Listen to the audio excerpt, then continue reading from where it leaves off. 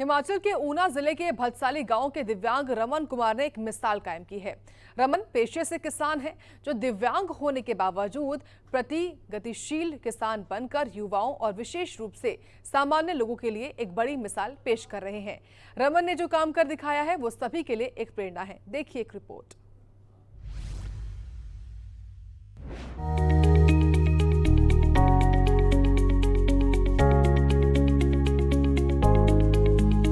हिम्मत न हारने वाले की कभी हार नहीं होती, ये बात यूं ही नहीं कही जाती है।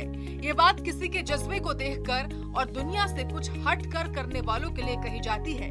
और अब यही बात ऊना जिले के भटसाली गांव के रहने वाले दिव्यांग रमन कुमार के लिए फिट बैठती है। किसान रमन कुमार ने ये साबित कर दिया कि दिव्यांगता किसी के लिए अभिशाप नहीं हो सकती। हमारे यहाँ पर ब्लॉक में 2018 में हमने प्राकृतिक खेती किसानों के साथ शुरू की थी, जिसमें शुरुआत में 6 दिवसीय का प्रोग्राम जो हमारे हुई थी वो सुभाष पालेकर जी द्वारा कृषि विश्वविद्यालय पालमपुर में किया गया था, जिसमें हमारे किसानों ने उसके उपरांत प्राकृतिक खेती की शुरुआत की।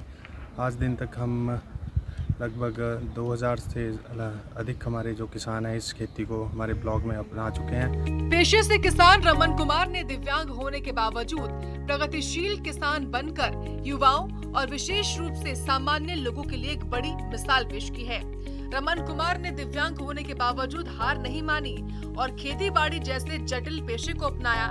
इतना ही नहीं, रमन ने प्राकृतिक खेती अपनाकर न केवल खुद को इस कारोबार में स्थापित किया, बल्कि अपने साथ साथ अन्य लोगों को भी रोजगार दिया है।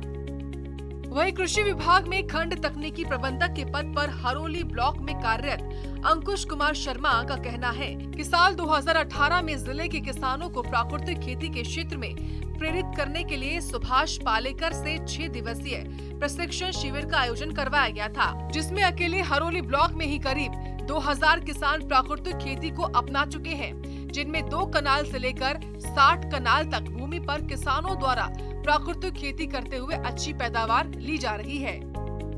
बचपन में 13-14 साल की जब आयु थी तो मेरा एक्सीडेंट हो गया था, उसमें मेरी एक टांग कट गई थी। और उसके बाद जैसे तैसे मैंने अपनी +2 तक पढ़ाई करने के बाद फिर खेती में ही माता पिता का हाथ बटाना शुरू कर दिया।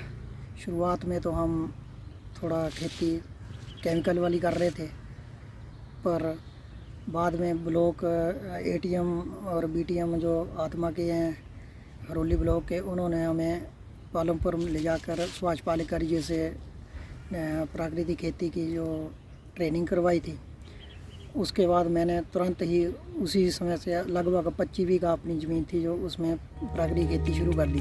अब रमन अपनी मेहनत से सालाना 4 लाख से ज्यादा कमा रहे हैं। रमन के इस जज्बे को सलाम करने के साथ ही सभी को सीख लेनी चाहिए कि राह में मुश्किलें चाहे कितनी भी हो, हमें हिम्मत नहीं हारनी चाहिए।